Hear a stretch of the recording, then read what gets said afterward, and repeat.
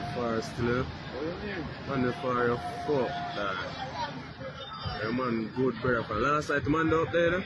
You come down and go back up. Yeah, man. Oh, we know we left him out from last night, bro. We just a pray God go with him.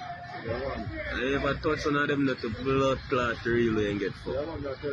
Tell you that. On the spot news media, we got the latest news. We don't care about the views, we just representing right. Put local news internationally every night. On the spot, wave that Jamaican flag from left to right. Let's get it right, y'all know the type. We ain't dealing with the hype. We make it take flight. Yeah, man, my viewers and subscribers, what Guan, a blessed and wonderful Wednesday morning to each and every person out there tuning into On The Spot News Media. Now, my peeps, I don't know how we do it over on this side each and every morning. We have to give thanks and praise to the Most High Creator for the preservation of life, because life is indeed the greatest. So in the morning, my peeps, I have a few stories to share with you, the regular members of Chan Public and also members of the diaspora. So please like the video, share the video, watch the entire vlog so you can get a full understanding and a better appreciation of everything we are going in a Jamaica. So watch your snow, my peeps, in yesterday morning's vlog. I did a April Fool's prank on you all. Many people were caught, but many kind of take it the wrong way, so to speak. I said, boy, On The Spot News Media, clickbait that. But on the know, say On The Spot News Media, I know that type of channel there. Anything with my thumbnail say is always what is in the vlog itself. But yesterday was an exception, and I decided, say, what me can come up with for really fool them on All Fool's Day, and that was simply it. Just a little bit of laughter, you know, on April Fools. But anyway, my peeps, make we move right on into some seriousness. Now, in yesterday morning's vlog, I also made mention of a fatal knockings and clappings that took place just a short distance from the Buff Bay police station in the parish of Portland on Monday night. Now, the criminal element presently on your screen has been positively ID'd by the police as 30-year-old Eugene Royal, said to be of a St. Catherine and Kingston address. Now, reports are that Eugene had just left the lockup and was walking to a bus stop when he was pounced upon by armed criminal elements.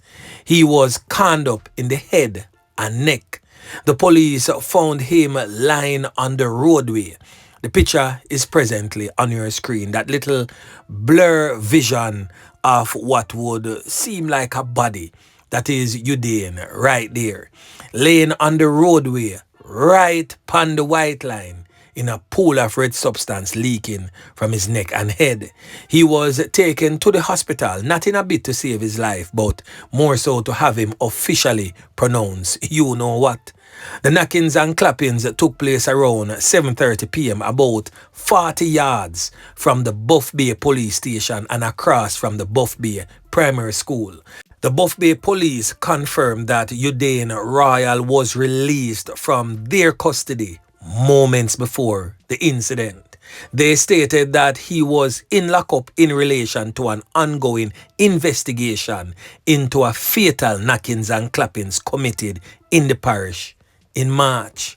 Now them a talk about the fatal knockings and clappings of this man presently on your screen, identified as fruit vendor, 31-year-old Ryan Smith. Now, as I stated in a recent vlog, this vlog presently on your screen, that Eugene Royal was the criminal mastermind behind that man's fatal knockings and clappings. He was taken out on Tuesday, March 4th, whilst at his stall in Boundbrook Crescent in the parish of Portland. Now, the police did not disclose the circumstances which led to Udain Royal's release from custody, but the police is presently investigating his fatal knockings and clappings.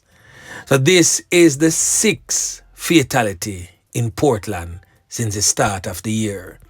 Usually, when you reach like almost to the end of the year before Portland have 6. The year just start and Portland gone 6. Definitely not a good start at all for Portland. Yeah, man. So anyway, make we continue. Now, the next thing that we are going to talk about, my peeps, is that the police commissioner, Dr. Kevin Blake, says the 35% reduction in fatalities to the hands of criminal elements so far this year is not a statistical fluke, but as a direct result of good fortune. So rather, he says it's the product of a focused data-driven strategy that targets high-risk individuals who are responsible for the disproportionate share of the violent acts committed in the island. The police commissioner made the statement in the latest edition of the Jamaica Constabulary Force JCF Force Orders published on Monday. So now I'll be playing for you a nationwide reporter, Mari Stewart, who basically narrated exactly what the commissioner stated. Now I want for you to listen closely to the choice of words used, and that will help you to understand why and how the police are operating in today's day and age. Now listen. Dr. Blake says the JCF is fighting crime with precision tools, not blunt instruments. He calls the strategy focused deterrence. He says at its core, it homes in on the small number of individuals or groups responsible for the majority of serious crimes. Commissioner Blake says these are not typical offenders. They are repeat actors, often embedded within networks of organized violence. He says by targeting these individuals directly and consistently, and by combining enforcement with community and social service options, the JCF is sending a powerful message that the status quo of impunity is over. Commissioner Blake says that the data-driven approach assumes that people make calculated decisions based on potential risks and rewards. He says that calculus is now being disrupted not only through arrests, but through disruption of their operations, financial networks, and public support. Dr. Blake declared, quote, "These high-risk individuals have our undivided attention. They have now become our focus as we seek to deter others from entering and continuing a life of crime," end quote. Meanwhile, Dr. Blake says alongside the sharp drop in homicides so far this year, overall major crimes are down by 18%. He says this is a clear sign that focused deterrence is both catching criminals and changing behavior. According to the police commissioner, that is the ultimate goal of any modern crime strategy, not merely to punish, but to prevent. He also says focused deterrence, when properly applied, is about minimizing the use of force by maximizing the clarity of consequences. He describes it as targeted, not indiscriminate, specific, not sweeping, and guided not by instinct, but by data. The police commissioner says the JCF is giving Jamaica a fighting chance, not just to police crime, but to outsmart it. So I'm going to take a few moments just to highlight a few pieces of that excerpt what Mari Stewart was reporting. He stated that Dr. Blake stated that the JCF is fighting crime with precision tools, not blunt instruments. He calls the strategy focus deterrent. He says at its core, it homes in to the small number of individuals or groups responsible for the majority of serious crimes. Let me say that again. He says at its core, it homes in on the small number of individuals or groups responsible for the majority of serious crimes. So as you have noticed over the past couple of months since the police commissioner took office, the police is basically aiming at a certain type of criminal elements, the ones whose names have been coming up over and over again as mass crime producers, and is either walkout or chalkout for them set of criminal elements there. Tickman, a prime example. Fame name a ring up for years in a criminal activities, murders, extortion, you name it. Tickman name did a ring up in it. So the aim of the JCF now are to take these criminal elements out of the game, one way or the other, depending on what they choose to do, walk out or chalk out. The police commissioner also stated that focused deterrence, when properly applied, is about minimizing the use of force by maximizing the clarity of consequences. Hence the reason why he clearly states in his speeches, and also the divisional commanders, they warn criminal elements not to put up a resistance when the police come for you. Because if you put up a resistance and you fire at the police will defend themselves, and shut-eye country land settings will most definitely be the order of the day. He also stated that while the JCF is open to criticism, it will not, I repeat, it will not accept mischaracterization or ideological critiques disconnected from the realities of day-to-day policing. And I stand with him on that, because trust and believe, if many of us could only see what is happening behind the scene, especially at nights when we're in our beds sleeping, we would have cried for some of them police here. Because trust and believe in my peeps. Them all dirty corner boy out the street. Ruthless.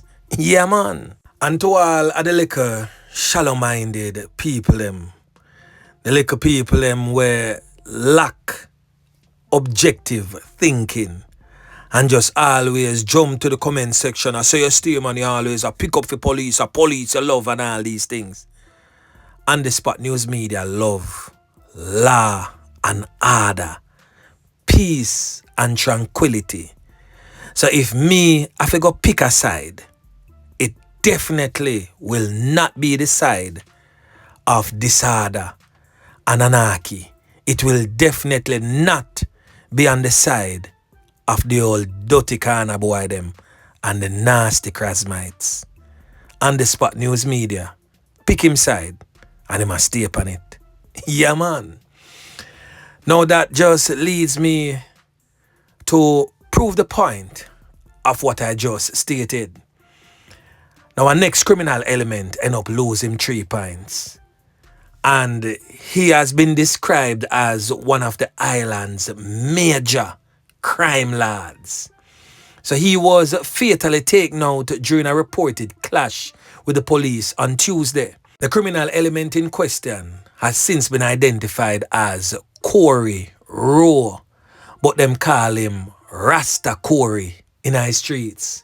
He's said to be the alleged gang leader for the Elbow faction criminal gang which operates within the confines of the troubled, war-torn community of Central Village in the St. Catherine South Police Division. Now, according to sources close to On The Spot News Media, Rasta Rowe had been seeking to assert himself as the dominant figure in the community, or what we would call the Don, across the entire Central Village area. He is alleged to have orchestrated the quadruple fatal knockings and clappings involving Justin McGregor, better known as AK Man, in the area of Central Village known as Chinatown back in 2023. I covered that story extensively. On the Spot News Media also understands that AK Man had emerged as one of the top gangsters in Central Village and was wanted by the St. Catherine South Police Division. But in a power play, Rasta Corey orchestrated his fatal knockings and clappings, well as that of his cronies Mark Ellis, also called Fracity, and two other criminal elements who were identified only by their aliases as Ottoman and Mento.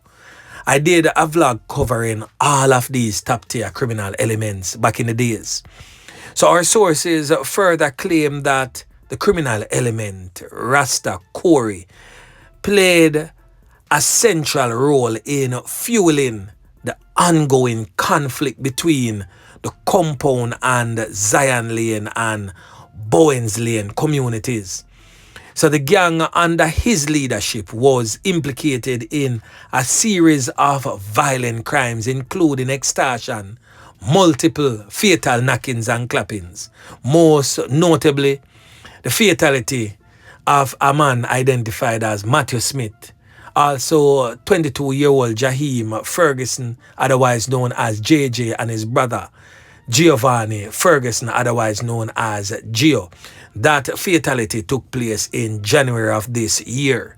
So the criminal element Rasta Corey is believed to have sent another top tier knockers and clappers known as Killer Reds, or Keran Haka, who has been charged in connection with the triple fatal knockings and clappings, and two other men who are now on the police most wanted list to carry out that particular triple murder. So despite his strategic involvement and influence, Rasta Corey maintained a level of operational distance from the criminal acts, which resulted in him being classified primarily as a person of interest rather than being directly charged. So on Tuesday, the police reported that a targeted joint operation was conducted on Reese Road in Kasha Park in St. Andrew in search of Rasta Corey.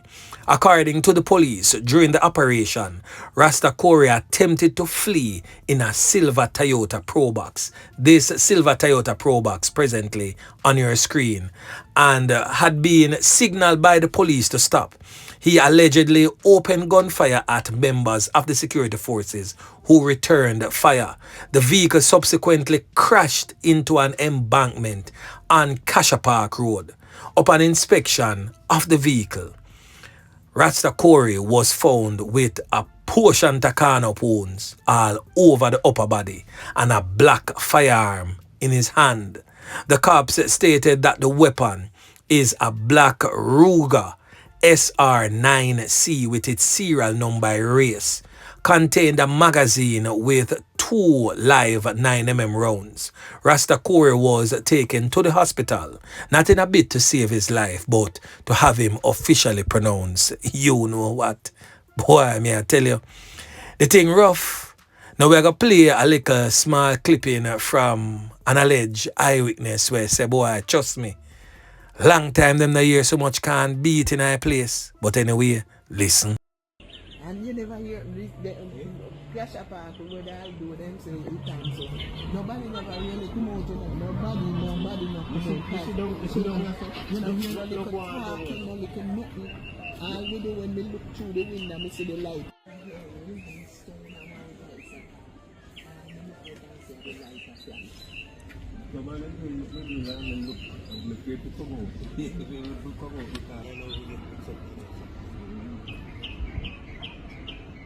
Now the next thing that we're going to talk about, my peeps, is coming out of the troubled, war-torn, crime-riddled St. Andrew South Police Division, where the St. Andrew South Police are working to identify a human torso found in a gully along Chesterfield Drive Monday night.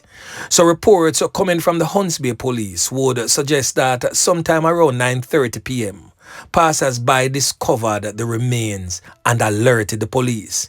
Upon the arrival of the police, the cops found a body missing its head, legs, and arms. The scene was processed and the body was removed to the morgue. The Hunts Bay Criminal Investigation Branch is presently investigating that particular matter. Now, when I see what I said earlier in the vlog, so I have to pick my side and stay upon it. How can I be on the side of criminals and criminality when you can take somebody's life? A one thing for pint a gun and go clam and boy food get nyamino. But it's another thing when you take the person's life, take off them head, take off them foot, take off them hand and just leave the torso just so. Is a different level of savagery and cruelty that, you know, my peeps.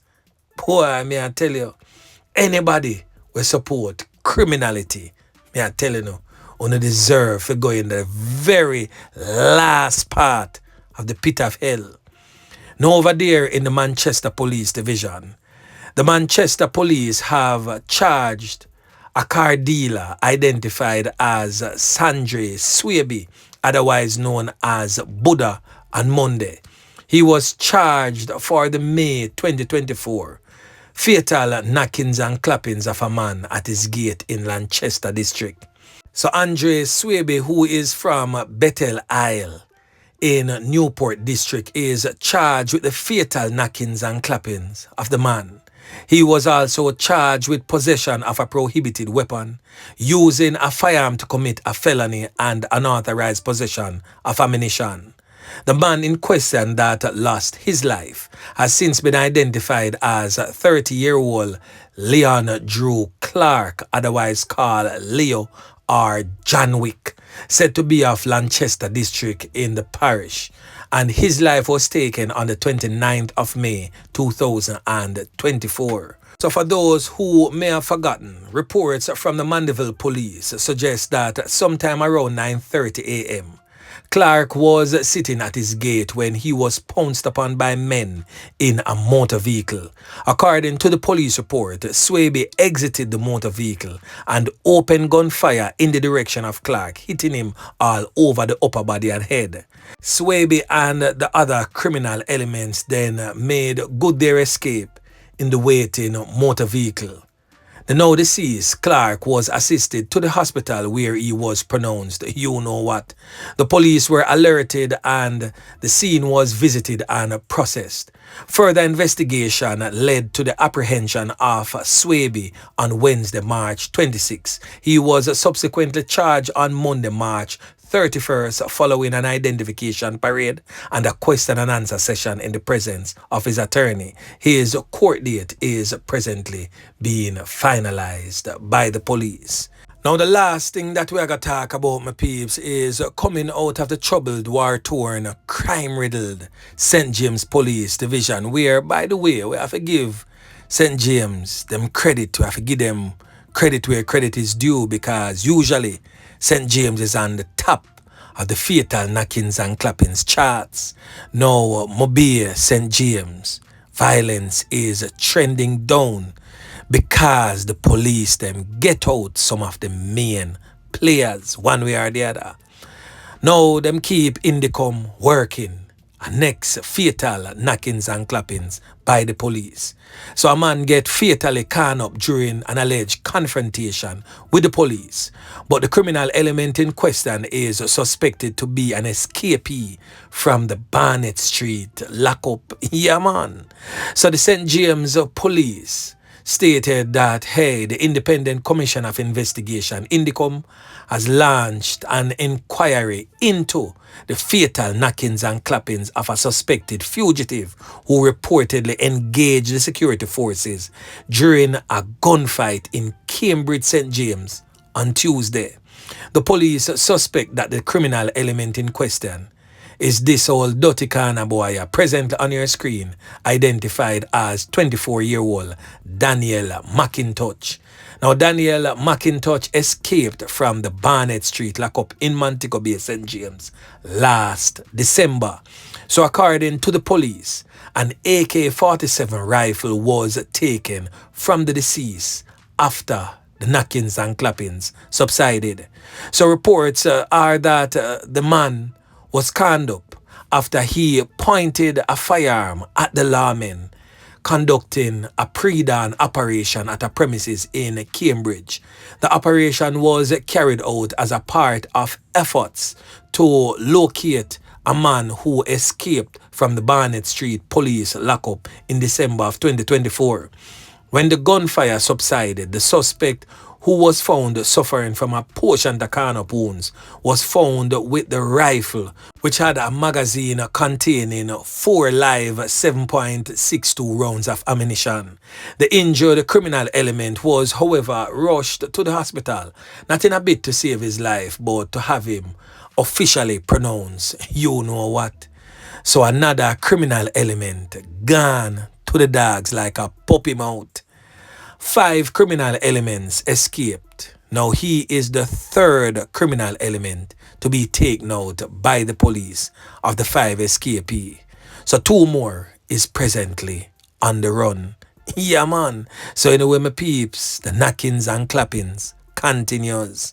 So right now, remember, if you like, share, subscribe to the channel. Stay tuned to On The Spot News Media as I continue to bring you fresh news and updates in subsequent newscast. On The Spot News Media. Yeah, man.